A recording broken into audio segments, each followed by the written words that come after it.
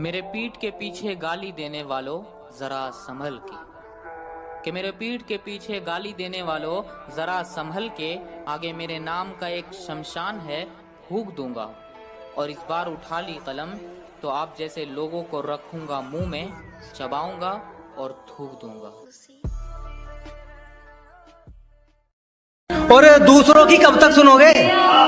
कभी तो सुनो अपने आप की। के दूसरों की कब तक सुनोगे? कभी तो सुनो अपने आप की।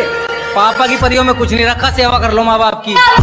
हमसे अकड़ और औकात की बात मत करना, हमसे अकड़ और औकात की बात मत करना। बेटा लगता है तुम्हारे सर पे तुम्हारी मौत मंडरा रही है। और हाँ, हमें सीधा साधा जान के हल्के में मत लेना, हमें सीधा साधा जान के हल्के में मत लेना। बेटा अभी कहाँ तुमने हमारी पहुंच देखी है।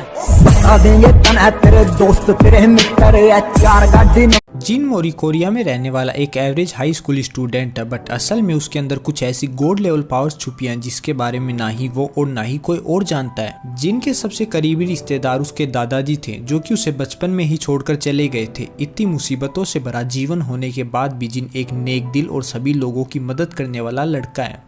जिन आज जब सुबह सोकर उठता है तो वो देखता है कि उसकी घड़ी टूटी हुई है और आज उसे God of high school tournament में पार्टिसिपेट करना है। इसीलिए वो तुरंत ही तैयार होकर एंड एक माउंटेन ड्यू पीकर अपनी साइकिल पर उछलते कूदते हुए टूर्नामेंट के लिए निकल पड़ता है। लेकिन ऐसा करने वाला जिन अकेला नहीं है, क्योंकि God of high school tournament के चर्चे पूरे। अगर सीजन 1 देख लिया है तो इस वीडियो को स्किप करके सीजन 2 पार्ट 5 से स्टार्ट हो रहा है, जाकर देख लो। पार्ट 2 और पार्ट 3 में जो वॉइस इश्यूज थे उनको मैंने फिक्स करके सारे पार्ट्स एक ही जगह पर डाल दिए हैं। स्टोरी की शुरुआत में हमें दिखाया जाता है दो इमोर्टल्स चेस खेल रहे होते हैं। इमोर्टल ही बताता है कि उसे आराम करने का समय ही नहीं मिलता। वो बताता है कि उसने किसी से वादा किया था, जो भी एक स्पेशल अगरबत्ती जलाएगा मुझे उसे अपना स्टूडेंट बनाना होगा।